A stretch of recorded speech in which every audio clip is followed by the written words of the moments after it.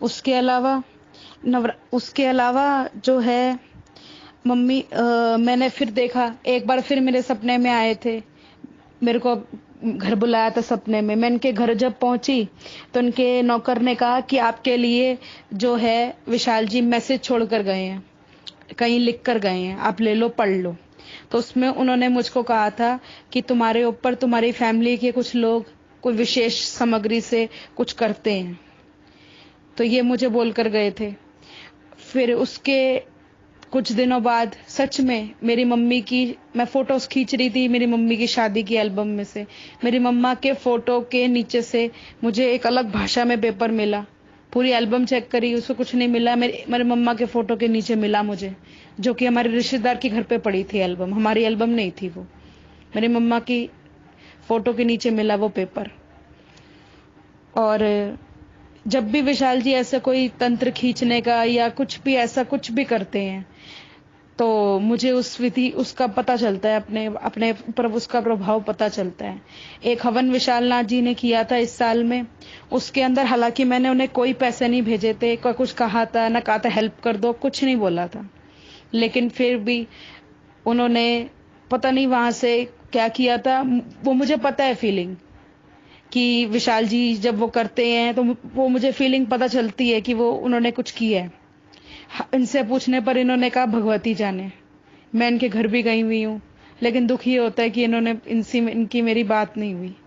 मैं इनके घर भी गई हूँ, आज तक इन्होंने मुझे कभी कुछ गलत नहीं बोला, कुछ नहीं किया।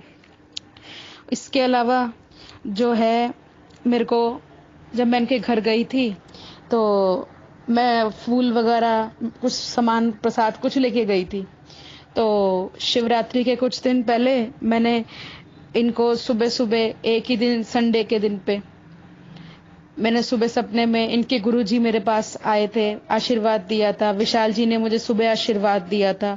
उसी शाम को मेरे को कई सारे देवी देवताओं के, भैरव बाबा के साथ में दर्शन हुए थे मेरे सपने के अंदर। हालांकि भैरव बाबा की मैंने कभी कोई पूजा नहीं करी, कुछ नहीं करी, लेकिन फिर भी वो छोटे बच्चे के रूप में वो मेरे पास आए थे। उन्होंने मेरे पास आए, उन्होंने मुझे आशीर्वाद दिया और उनके साथ में कई सारे देवी देवताओं के मुझे मानवीय रूप में दर्शन हुए थे।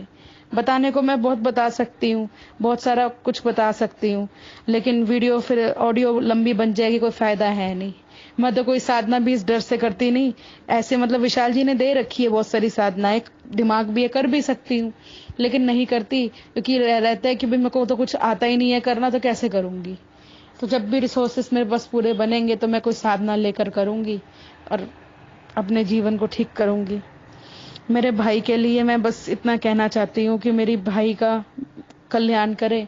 विशाल जी से कुछ मेरे भाई के लिए सजेशन वगैरह कुछ हो, जो वो मुझसे बात करें, मतलब मैं उनसे बात करूं तो उसके लिए कुछ हो जाए।